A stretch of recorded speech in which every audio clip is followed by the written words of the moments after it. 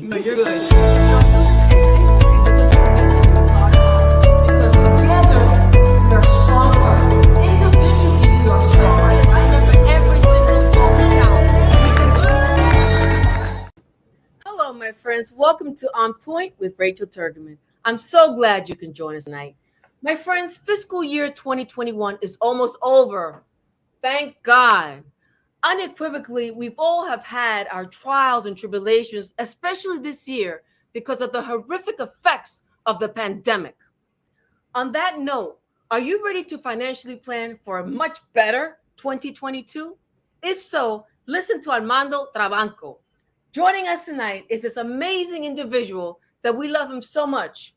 He has over 35 years of experience in the banking industry and really enjoys a stellar reputation. Welcome, Armando Trabanco with Synovus Bank. How are you today? Excellent. Thank you for having me and Synovus on the program this evening. Really excited to share a few tips, a few facts about what's going on and how it is that people can make their 2022 a prosperous one. I love it. So tonight, I would like you to share with our viewers perhaps some of the financial challenges, Armando, that they have seen this year. And then moving forward, like you said, some tips on how we can have even a better 2022. You know, it's very interesting because go ahead.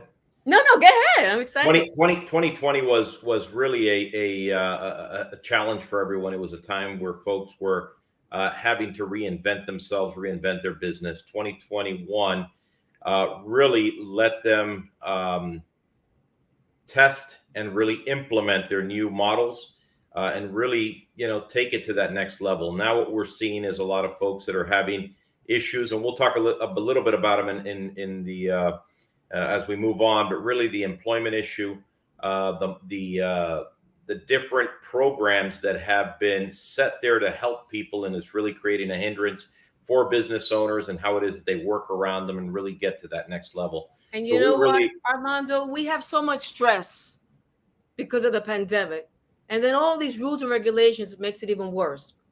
As a banker, what would you say are some community challenges that you have seen, and how are your clients doing?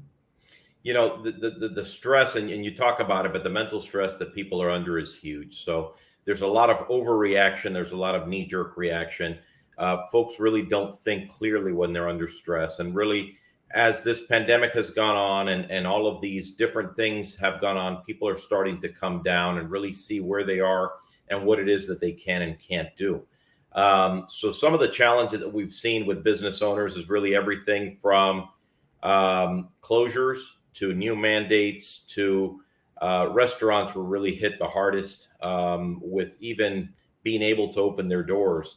And still with the staffing is very difficult, especially with, when we talk about hotels and restaurants and service industry, you're talking about the folks that actually dishwashers, waiters, Metro D's. People that have to support their families. We all have to support our families.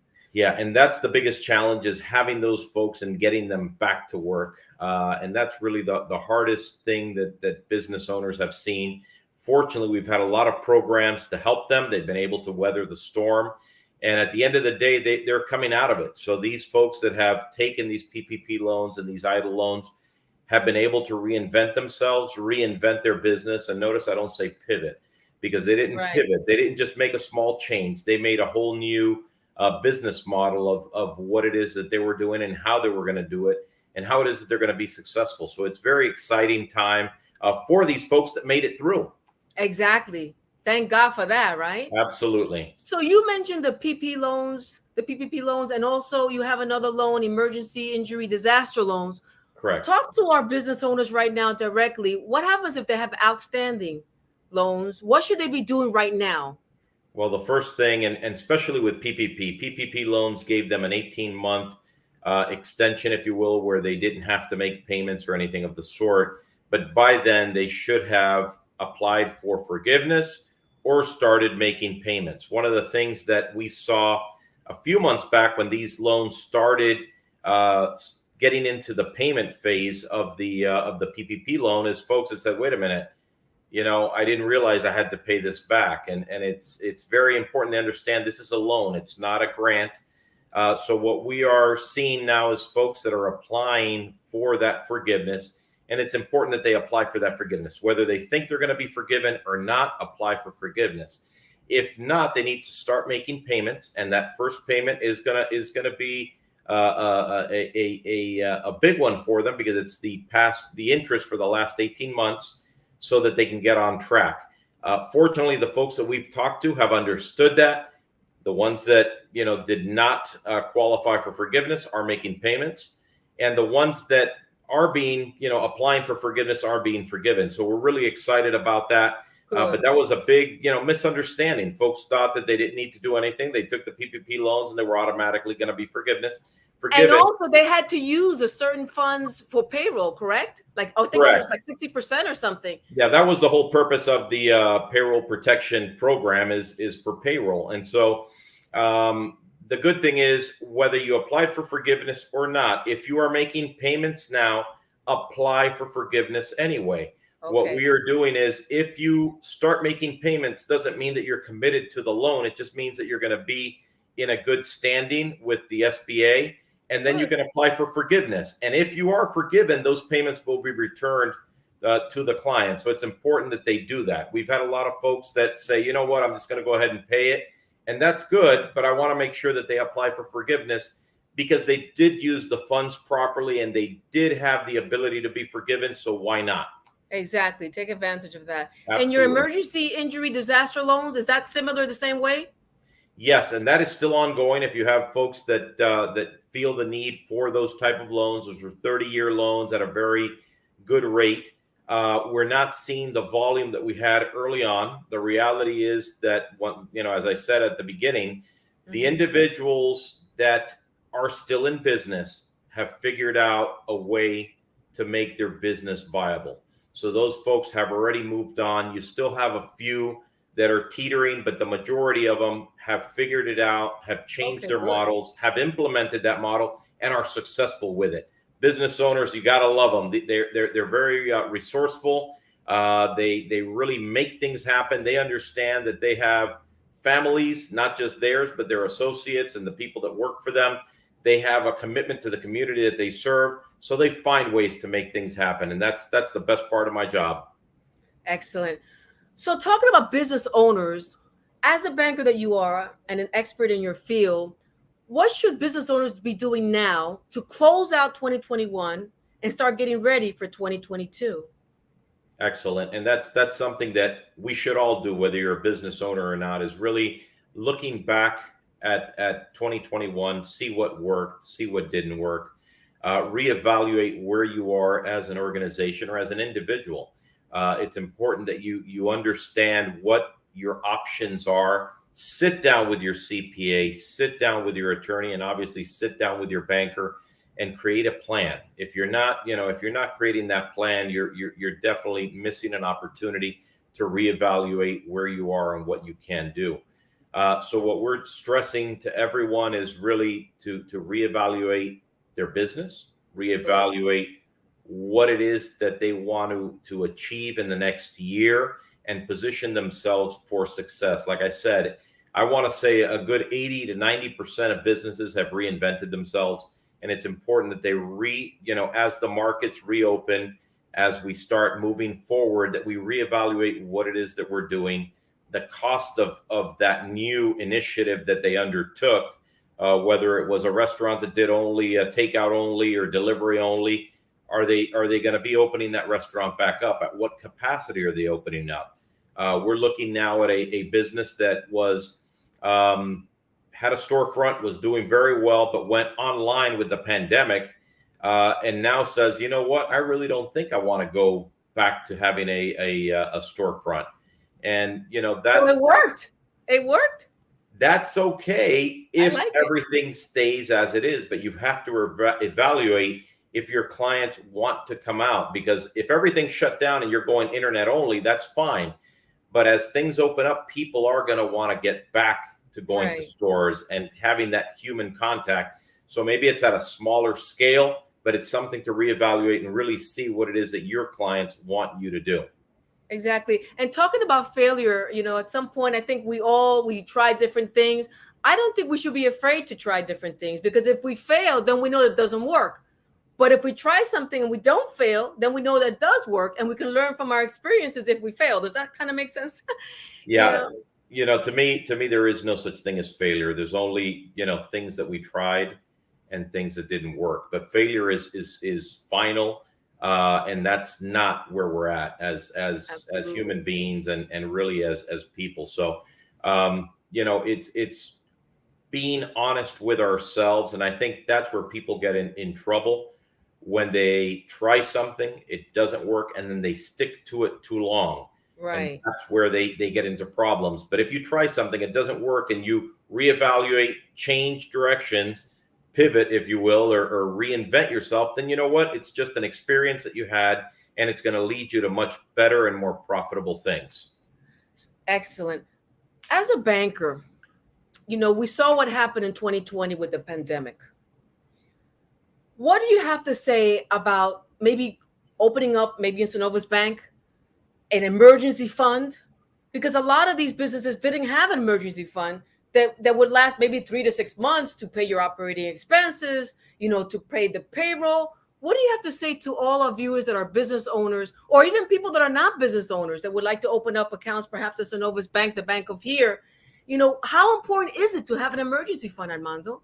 It's critical, and it's critical to understand and have a basic budget. I mean, it's old fashioned, but write down what your expenses are, write down what your income is, write down what your aspirations are, and plan for them.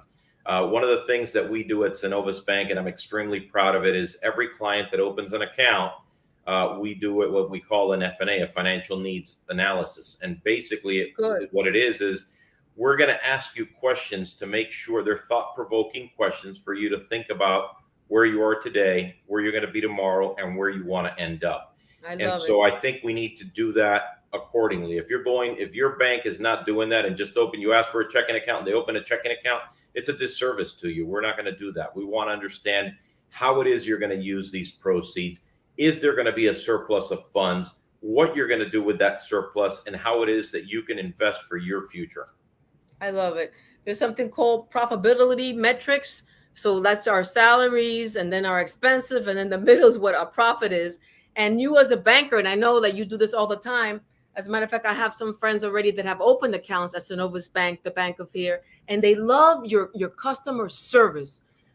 Keeping in mind how important customer service is, talking to all our business owners, what do you have to say about customer service, in the sense that there's a lot of competition out there? And if we don't shine as a business, they're going to look elsewhere, because most people nowadays want to get treated with the red carpet. What do you have to say as a banker about that? Well, I'll tell you, customer service is there's customer service and there's customer service. Customer service is treating someone respectfully and nice, and customer service, the way that we look at it, is making sure that all of our customers' needs are covered. It is critical that we're asking key questions, that we're giving direction and helping them strategize for their future.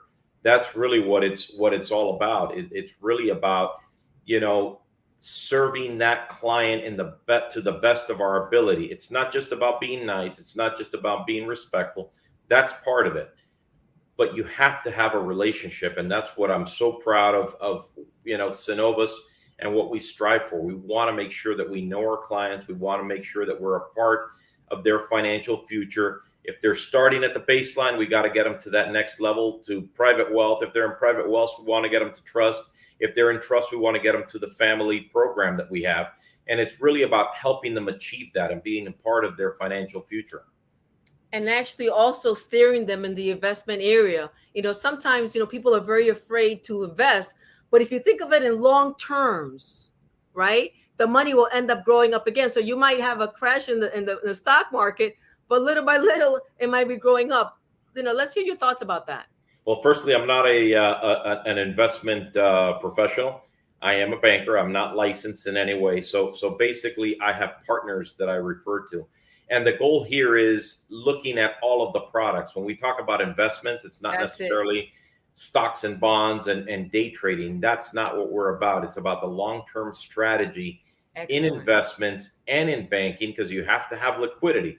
If you put all of your money in a, some type of brokerage account or annuity or an investment account, it's a disservice to that client. We want to make sure that you have a balanced portfolio, that you have some of this, some of that, depending on your tolerance, but you also have to have liquidity. And one of the things that we are really happy with right now, we've seen a big push right now, is our home equity product. We have a home equity product that's second to none. And what we like to look at that as is really as a living insurance. It's something that you can utilize as your emergency fund for, that rainy day, so that you can invest more, knowing that you have that safety net, that Synovus safety net, should anything happen. And that's what I'm getting at, Armando. Thank you for answering my question, because I want all of yours to know, whether you own a business, my friends, or not, Synovus Bank is the bank of here, is the bank that cares about our community. That being said, with all the moving variables in our economy, with all the moving parts, what are some of the opportunities that you see within the South Florida community? Look, South Florida is a very unique community. At the end of the day, we're seeing, and it is, and in a positive way, we continue to see, housing sales are soaring, prices are going up, good, bad, or indifferent. It is what it is. Everyone wants to be here. We've had an influx for the last 2 years in Florida as a whole, from folks coming in from the Northeast, coming in from the West Coast of the United States. Everyone wants to be here. We've got great climate. We've got a great business environment. We've got an awesome opportunity to establish headquarters for businesses. We've got the workforce that can support someone moving their headquarters from California to here. We're looking at our STEM. So technology is huge here and only growing. So a lot of people are really looking at South Florida and Florida overall as the place to be, and we're reaping the rewards of that. So it's an exciting time for us to be here. Excellent. What about the lending process for next year? In other words, the regulations, are they going to be tight again? Talk to us. At the end of the day, it's all about cash flow. It's all about what the client can handle. We never want to put someone in a situation where they can't service that debt. We have not heard anything. We continue to see that the rate environment is holding, and we're looking forward to that. I think it's going to be better than it's been, just because businesses are becoming healthy again. As a banker, Good. when you look at a business and they've had 2 or 3 years of declining sales, that's a red flag for us. So now that they had those 2 years of a declining revenues, and now it's coming up, it's an opportunity for them and for us. So I think it's stable. I don't think it's going to get worse. I think it's going to get better little by little, progressively, as the economy opens up and as things move forward and we progress. Well, we're excited about that. Let's take a few seconds to thank all of our advertisers, and we'll get right back to you. We begin with the Jose Milton Foundation. Thank you, Anna Vega Milton, President and CEO, for all the altruistic work you do.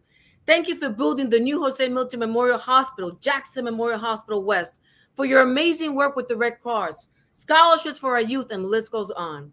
Jackson Health Foundation, a big shout out to co-president Charmaine Gatlin, Flavia Yiso, and their stellar team for doing an outstanding job in raising funds for the best hospital throughout our nation, Jackson Health System, making miracles every day. Catholic Hospice and Catholic Palliative Care Services, a big shout out to Executive Director Diane Backoff, Medical Director Dr. Tracy Romanello, and Jessica Joseph, Manager of Philanthropy and Public Relations, and their awesome team. Thank you for preserving comfort and dignity for people that are very ill and their family members. SYNOVUS Bank, a big shout out to Armando Trabanco, who's joining us today, Regional Retail Manager for Southeast Florida. In business for more than 130 years, Synovus is a financial services company that came from humble beginnings in Georgia. Today, Synovus Bank is committed to supporting our communities in over 300 locations across the Southeast, including our South Florida footprint. Synovus is here for you to safely meet your banking, lending, and investing needs. Hashtag the Bank of Here. For more information about Synovus products, services, and locations, please visit www.synovus.com. United Home Care. A big shout out to Carlos Martinez, President and CEO, Another big shout out to Alina Palenzuela, Blanca Ceballos, and the rest of their stellar team. Thank you for keeping our older adults home with excellent healthcare services, because there's no place like home. Frida Alcosan Arsadan, our Asian American healthcare hero, invites other multicultural healthcare heroes to promote unity, understanding, respect, and tolerance among all. Marie Torreson, CPA, business owners. She will grow your business exponentially with a 360-degree view of your financial and operational performance. Call and make an appointment. Global Overday Seminary and University, known as GODZOO, empowering entrepreneurs to become financially independent to transcend into generational prosperity. Also earn your chaplaincy or cybersecurity certification. Contact GODZOO.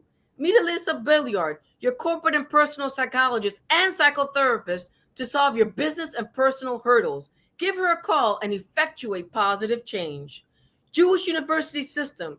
A big shout out to founder Dr. Jorge Alfonso and Lucia Alfonso, president and CEO. Now you can earn your doctoral degree in education or psychology with religious modifiers. Contact Jewish University System.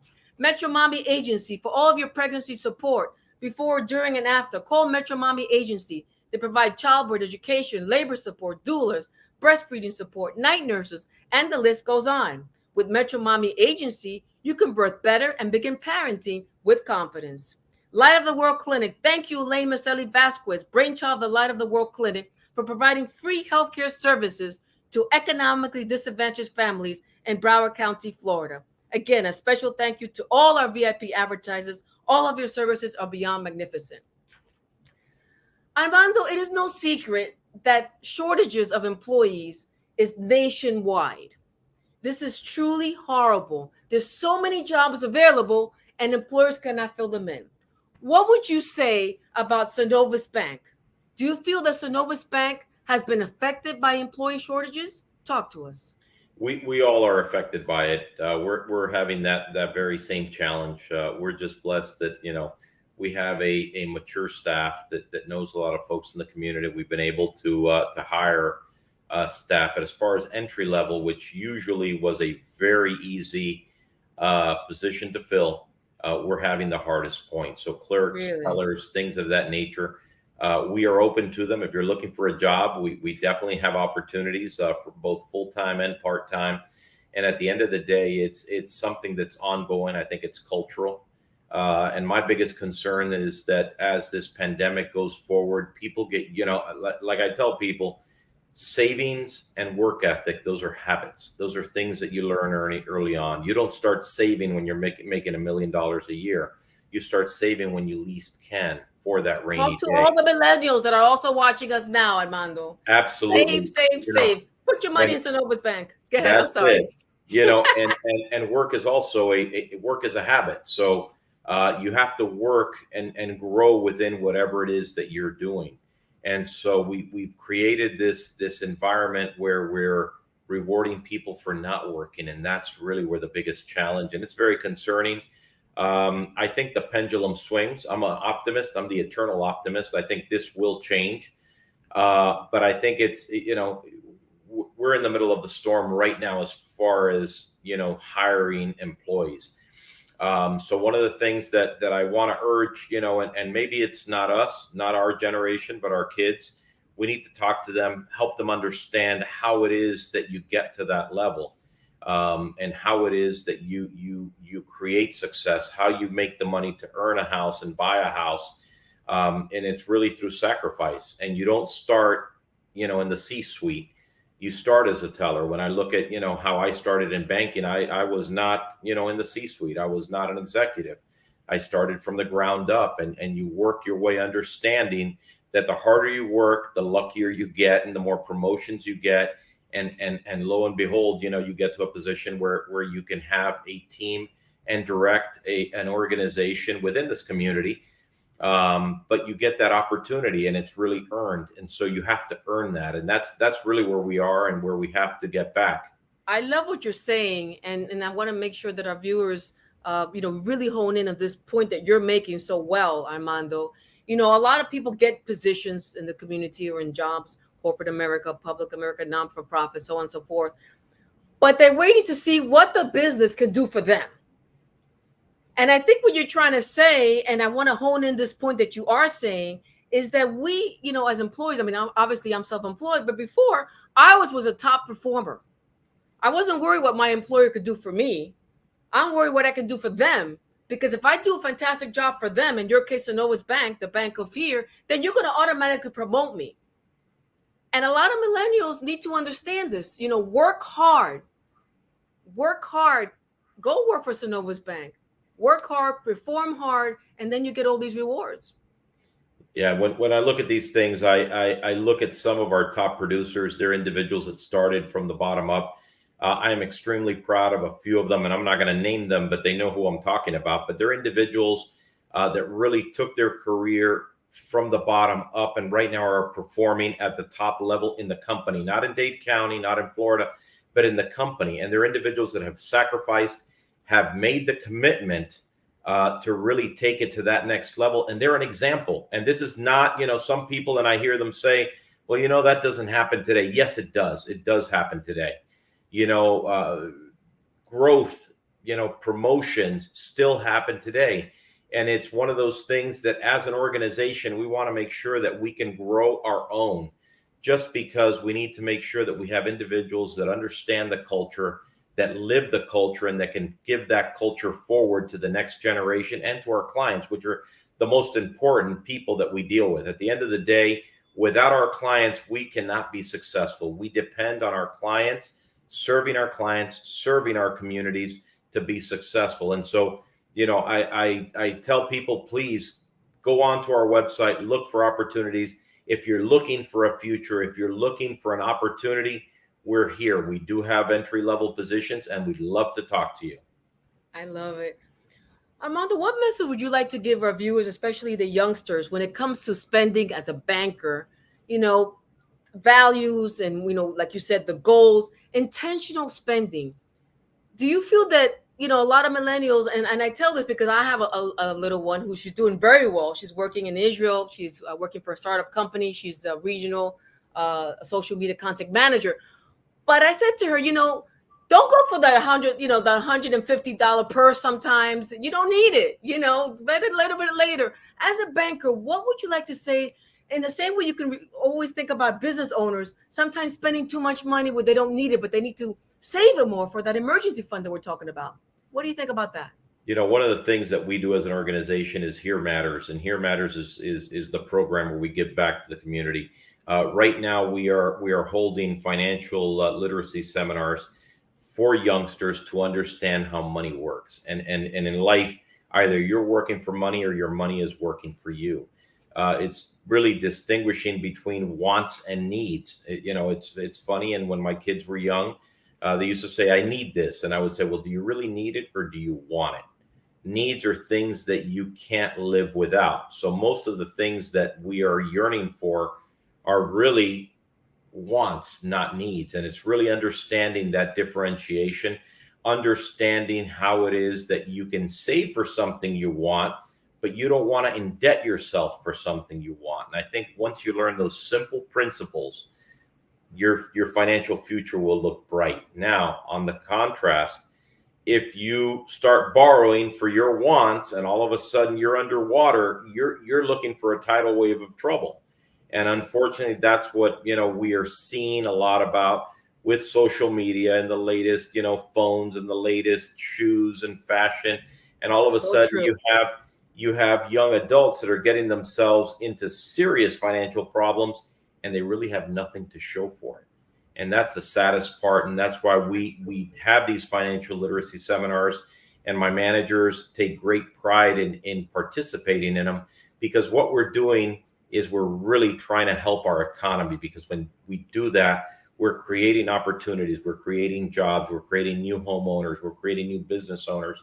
And that's what we want as a society. We want folks that can be successful and be able to give back. And that's what it's all about.